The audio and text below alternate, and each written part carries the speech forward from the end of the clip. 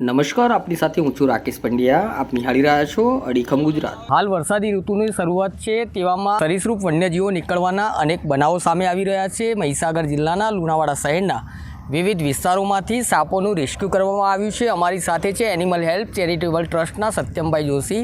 આ કયા પ્રકારના સાપ છે અને ક્યાંથી એને રેસ્ક્યુ કરવામાં આવ્યા છે? મારા હાથમાં જે આ સાપ દેખાય છે એને રૂપ સુંદરી કહે છે. અંગ્રેજીમાં એને ટ્રિન્કેટ કહે છે, એટલે કે ઘરેણા જેવી ડિઝાઇનવાળો એકદમ સુંદર મજાનો સાપ. અને આ બિનઝેરી હોવાના કારણે શાંત પણ છે. મારી પાસે જે ઊભા છે રમેશભાઈ બારોટ, એમના હાથમાં બરણીમાં અત્યંત ઝેરી રસેલ વાઇપર, જેને ખડચિતર કહે છે, અને એ પણ ઘરમાંથી પકડ્યો છે.